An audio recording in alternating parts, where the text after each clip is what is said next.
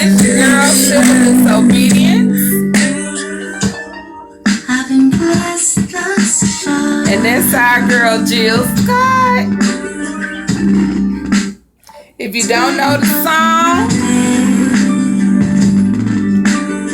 that's that song. The fact is, I need you. Because tonight, we're talking about Black fathers and the role that they play in the family dynamic. I think on these reality TV shows, we have too often too many people who are playing games with what a child needs in order to receive fame. Okay, we saw in one discussion we had on one video. First, like, comment, subscribe to my channel. But we had the conversation about Jasmine with Kirk and Rashida and Baby Cannon. We talked about Erica with Imani and Scrappy. And what I want to say is about that, I feel that relationship that Erica and Scrappy were able to maintain to get Imani where she is at 14 is exactly what Jasmine needs to see to understand what she's going to have to do with Kirk, regardless of whom he's married to. Because a child needs his or her father, period. We're going to use my personal experience with Black fathers versus the reality TV shows Love and Hip Hop Hollywood, because it's the episodes that are out now, and Love After Lockup.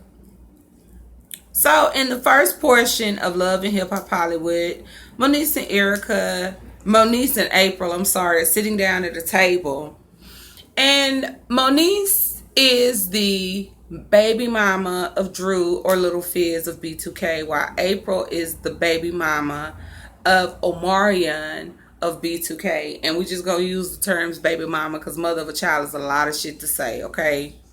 I don't see the difference. Mother of a child, baby mama. You are one of those. You know what I'm saying? This is exactly why I thought Erica and Bambi did not need to sit down. The fact that Apryl was trying to make it like Moniece has a problem with her specifically, when Moniece was trying to say that my problem is with Drew or Fizz, it isn't with you. And the fact that Little Fizz has no music that has made radio waves. The fact that the Millennium Tour was basically bust because Omarion did not want to participate how he needed to. Probably because they didn't want to pay him what he felt he was worth. The fact that Apryl has been on Instagram, basically just applauding her vagina for being one of the greatest and most popular.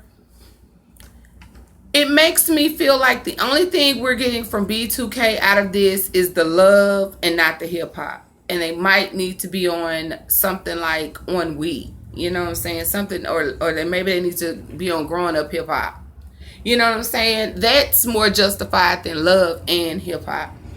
Because I feel like this show is for those artists that I don't really get to highlight because they're covered up by people who've already made a name for themselves, like B2K, such as Apple, who had issues that needed to be discussed, but the fact that she's holding herself together pretty well, better than these people who are calling themselves mainstream, is the reason why I wanted to focus on what Fizz and Omarion are creating in their lives with this issue of their baby moms. Okay, so Omarion is not speaking to Apryl, and we already discussed this.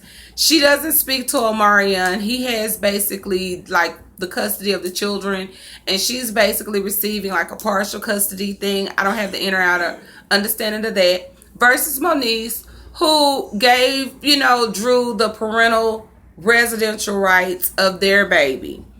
And I don't see anything wrong with that. I applaud these young men for that. Okay. However, the poking and prodding and not doing your portion of the whatever you have to do. Now, this is exactly my point. Omarion is an unmarried man. He doesn't have a wife to consider. Yet he's not speaking to Apryl But no one's making a big deal out of Omarion not speaking to Apryl versus the big deal they were making out of Kirk not speaking to Jasmine. I found it hypocritical. But we're going to digress in that situation there. And if you don't know what I'm talking about, just refer to my older videos because we've been talking about this situation. So Moniece kept telling Apryl, my problem is not with you. My problem is with the father of my child. So don't sit here and tell me that I'm lying. I don't have anything to prove to you. He did not tell me he was taking my child out of state. Okay? Apryl needs the camera time. Okay, let's just be honest about the show.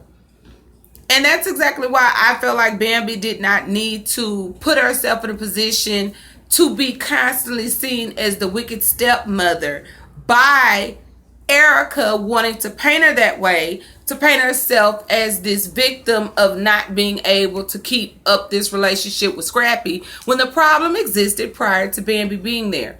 I don't see anything they got out of sitting down. Okay, and later on in the episode, Moniece offers Apryl a chance for them to go on tour together.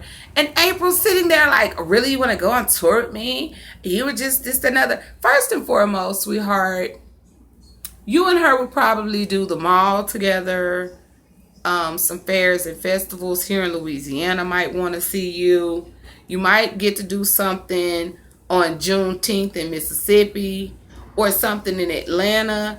But baby, this is exactly my point on what's the purpose of you talking about all these niggas getting your pussy and they're not offering you any tour dates to open for them. Yet here you go with this sister trying to be real with you and you want to make it look like she doesn't want to work with you because of some shit you jumped in. Because you wanted everybody to know that you were fucking Fizz. I just don't get it. I don't get it. I don't know where these hoes be going with it. And this is how you make yourself look hoish. Trying to make one of these hoe-ass men claim you. So everything Apryl is doing to me smells of a storyline.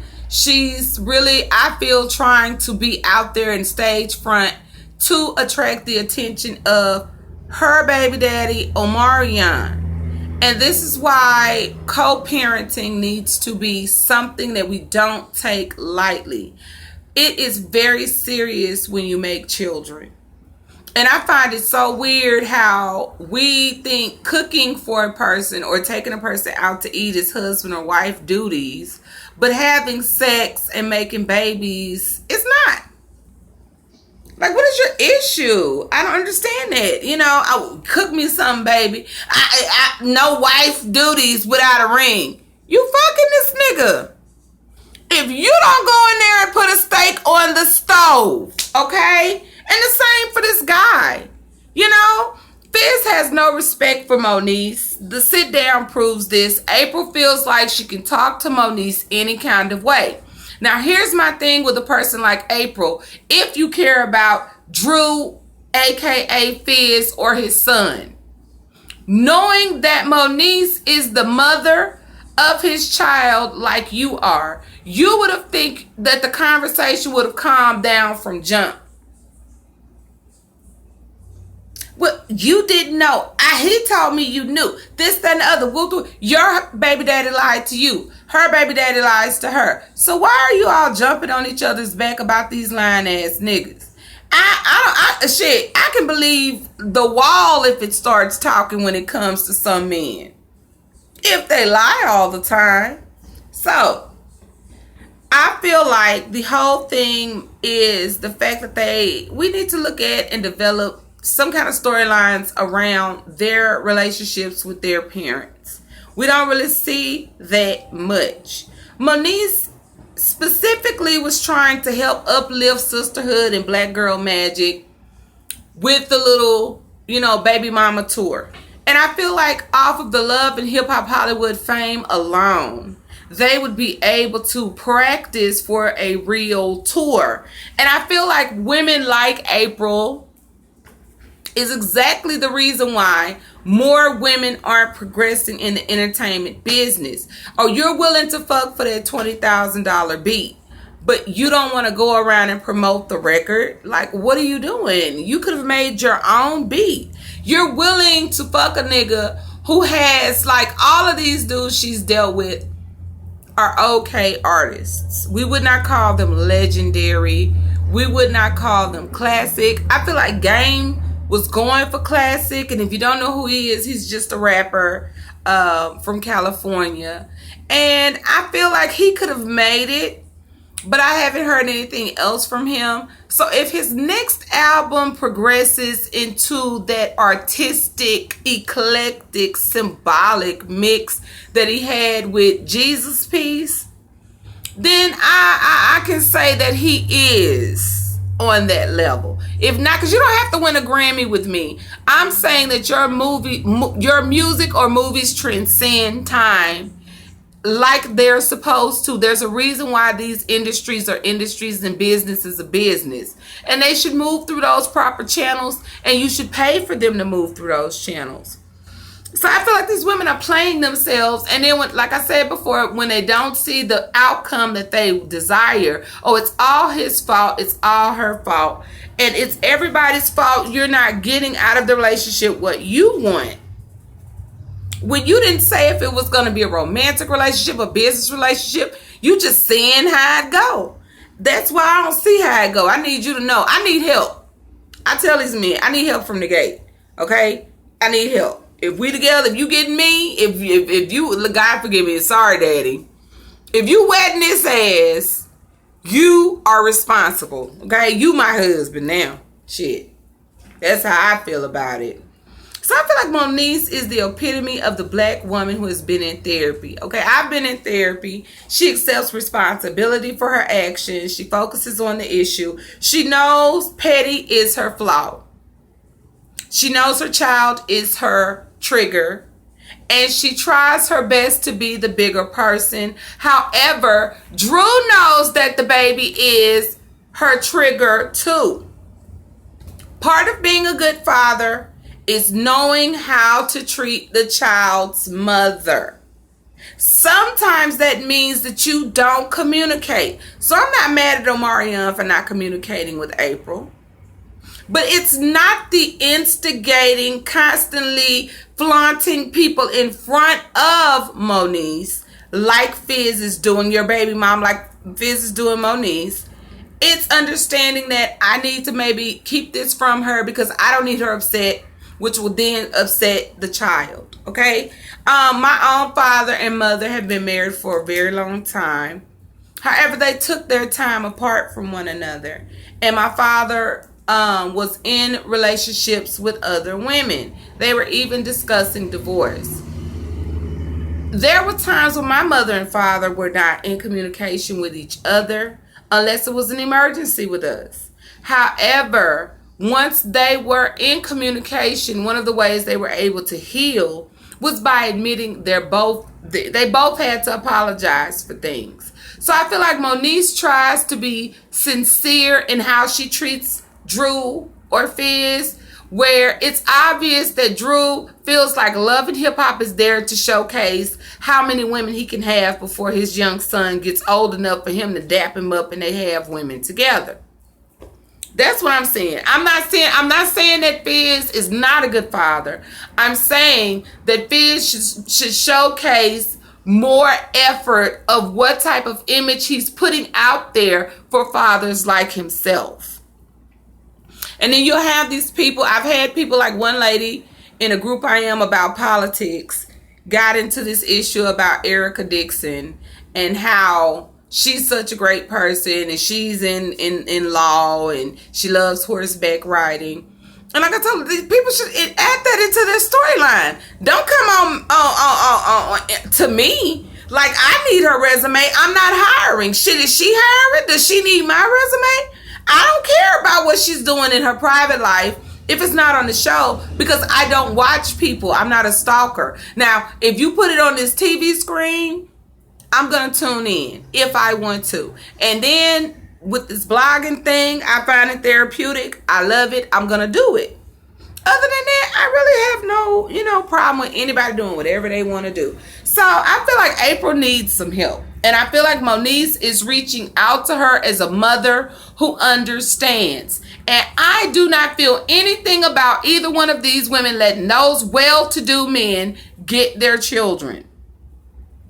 Help me with your babies. Stop screaming this independent stuff. I love Webby's song Independent too. I love being an independent woman. I have 2 degrees. But I let it known to any man I date that I need help. I'm not into, you don't have to have $1 million. You can have whatever you have. But I let a man know, I can't do it by myself. We're not going to see where it goes. This is either going to be a relationship or a friendship, and there are no friends with benefits with me. You're going to leave me alone sexually if you can't respect me emotionally and spiritually, because all of that is tied into that physical act. But nobody wants to acknowledge that. And then we have Love After Lockup. So Bondi Blue, shout her out, New Orleans. She did a great job with this show, breaking it down. And I love her commentary. Check her out if you don't want to watch Love After Lockup. But we're just going to focus on the love triangle between Michael, Sarah, who is Michael's wife, and Megan, who is a girl that Michael was secretly dating on Sarah. Okay? So it's almost like the Kirk, Rashida, Jasmine thing. Except Michael is not on the level that Kirk was on. See, Kirk was Rashida's manager, okay? So even though Rashida was the name, Kirk was the money. So let's all be clear on why Rashida's not going anywhere. Rashida is a rapper. She and Kirk have more than a marriage. They have a business, a partnership. I hear Wendy Williams is hiring her husband back as her business manager. I don't see anything wrong with that. Sonny and Cher stayed in constant communication with each other. And at his funeral, Cher cried so passionately. And I used to watch their show, their variety show. They used to come on early in the morning on Nick at Night. And I love them. And I feel like there's nothing wrong with working with your ex, because your ex is your best ally. If you're moving on, you and your ex should not be enemies. You should be friends, okay? So Michael marries Sarah while he's still in prison, and it's at the end of the seasons he says he married her because she said he couldn't see his daughter, the one that was still there. But then he gets out. Skip up to some earlier episodes of the season. He gets out and he's like, "Are you ovulating?" And Sarah's like, "Yeah." And Michael's like, "Ooh." And he gets her pregnant. Okay, so you mean to tell me, young brother, that she wouldn't let you see your last baby? You marry her and get her pregnant again just to get secretly involved with this other young lady, to say that the only reason why you married Sarah is because she won't let you see your kids? See, my husband used to say stupid shit like that, and I just can't. You gotta walk away. When a man starts saying stuff like that, I hope you're a good father, because your kids gonna need to see you, because that craziness in them, I'm gonna need you to address that. That's why I say don't keep them from their daddy. Because that ignorance that you can't deal with, ladies, that's him. That's all him. Fellas, comment if you don't agree. Okay? So Sarah decides she wants to have a sit down with Megan. Here we go with this sit down shit again. There again. Now, I don't know. Me and Bambi could meet somewhere in life, and that bitch might not like me, and I might not like her. But I can guarantee we won't be having no goddamn sit down. Can I get an amen? You don't like me, I don't like you, but I want to sit down with you. I have no understanding to get with any woman sleeping with a man that called himself mine. If you're mine, talk to me. And if that's who you're dealing with on the side, you need to handle that. Okay? So, this is what's so cold about the way that Michael does it. Michael was involved with Megan, who was a virgin until she gets involved with him. And I feel that he has the ability to be a good father. However, I feel that his lack of a relationship with a man who could have a positive influence over him. It's confusing him with how to interact with the woman that he has children with. He wants to blame her for him not being happy, when ultimately that is totally completely on him. So Michael ultimately created this issue between the two women, Sarah and Megan. However, many people were saying that Sarah was wrong for holding the kids away from Michael and forcing him to marry her. I love this. So we were so ready to say Rashida was wrong for keeping Kirk from Cannon, and now Sarah's wrong for trying to marry the father of her children. I feel like the problem is that the world has a problem with marriage. It has nothing to do with these women trying to hold a husband. People just want to speak against marriage. Nobody wants to admit that marriage is a business contract that they just don't want to sign. Okay, you ready to join the Illuminati and sign your name in blood. You're ready to go to RCA, Sony, Def Jam and sign your entire artistic rights away. But a motherfucker holding you down and helping you raise kids, you don't want to sign that marriage certificate. Okay, whatever. So what is the role of the father in the lives of each of these people, okay? When it comes to Apryl, Moniece, Fizz, and Omarion, I feel like the storyline needs to develop more towards in future reference. If they stay in reality TV, I would like to see them develop more towards finding themselves when it comes to the type of father that they would like their children to have when it comes to Apryl and Moniece, and the type of fathers they would like to be when it comes to Fizz and Omarion. Okay, I feel like whether anyone wants to admit it or not, Kirk is, because Kirk's not a spring chicken. I would say Kirk is probably about 48 or 49 years old. Rashida's probably about 36 or 37 years old. So I feel like for the most part, Kirk has figured out by his own mistakes what type of father he wants to be. I feel like there's no way he's not going to be in Cannon's life. I feel like he's allowing Jasmine to play it how she wants to because Cannon is so young. And why worry Rashida by bringing in a young child when Rashida's already got a small child herself? Let Jasmine learn how to be a mom herself. And if she wants to hold the baby, I would let her do that too because, hey, she's not a bad person. I'll explain to my son later. I feel that's Kirk. I feel Omarion and Fizz are exploiting their children's moms. End of discussion. I feel like Apryl is openly hurt about Omarion. You can almost see it on her when Moniece was talking to her about Fizz. And I feel like that's what encouraged Moniece to say, well, hey, Apryl, why don't we go on tour together? And however she takes that, that's on her. I appreciate Moniece for that. Moving on, because I don't have much time and I really do want to try to learn how to shorten these things down to 15 minutes if I can. The next thing we have is Alexis Sky being accused of rape because at the cucumber party that Reginae Carter was being blasted for attending because that Lucci guy she was dating and his homeboys threw it. Okay, Alexis Sky inserted a cucumber inside a woman because that's the cucumber party. That's the cucumber challenge. Everybody was saying they did not hear the woman consent, thereby Alexis Sky violated her with the cucumber. The woman then came out and said, look, this is what I do. This is what I'm about. I wouldn't have laid down there if I didn't want her to insert the cucumber. I got fucked by Alexis Sky with a cucumber. How many of you all can say that? Hey, first, the thirst is real, baby. I need you hoes to get hungry, okay, instead of thirsty. Second, this is the line that the Me Too movement has drawn in a windy desert sand. It's hot. The line has been drawn. The wind keeps erasing it. And they keep drawing it. And they keep erasing it. And they keep drawing it. And they keep erasing it. I don't understand what... Like, there should be some outcry from someone who can define this for generations to come.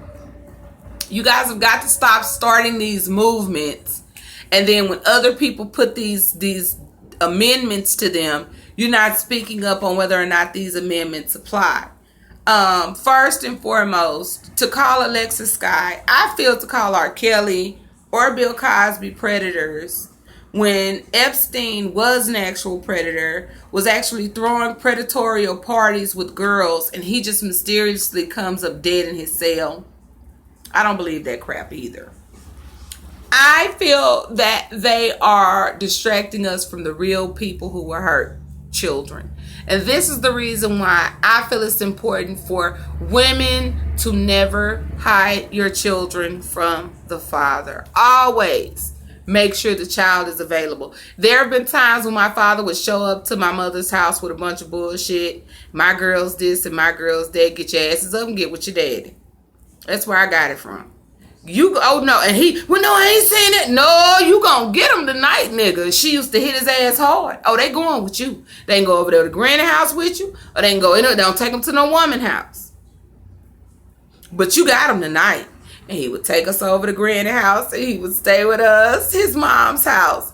And he would be shocked, you know what I'm saying? And he learned to leave her alone until he could get his act together and stop being out there. Because my daddy was the hoe now. He saved and he a pastor. But he was dating some nice women. And my mama was not about to attack those women, nor was she going to allow him to attack her about us. You're a parent too. Ain't no daddy daycare like Ray J said in the other episode. You're a dad. If you want a daycare, go babysit someone else's children. These are yours. You cannot babysit what you're responsible for. Okay? All right. You can take care of them pit bull puppies. You can take care of these puppies you making.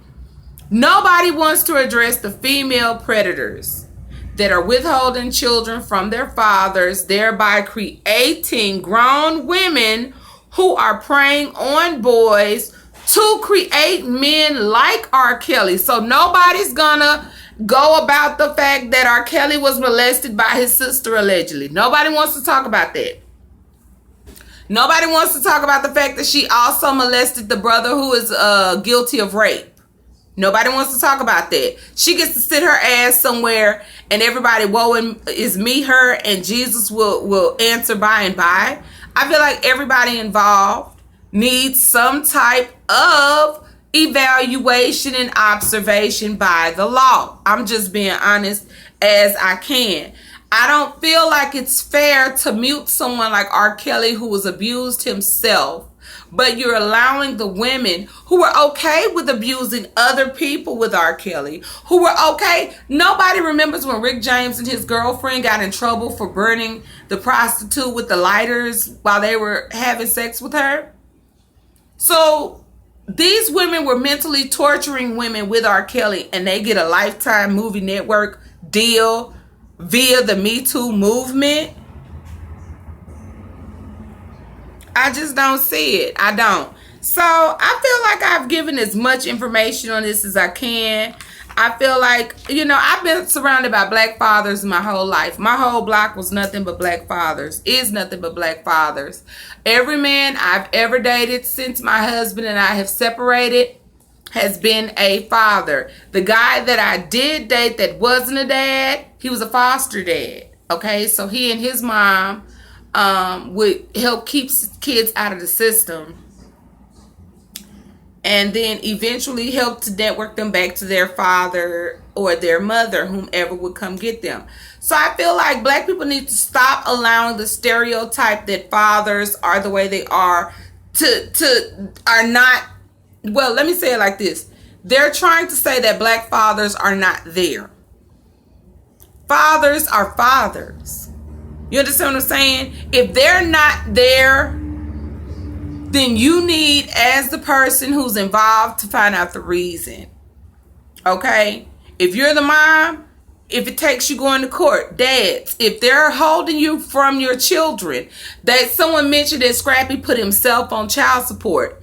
As I would go to court and stand before the judge and let the judge text me himself before I would allow anyone to hold me from my kids. So this is your girl, Civil Disobedience. I want you to like, comment, subscribe to this video. Thank you guys for checking out my channel. Peace.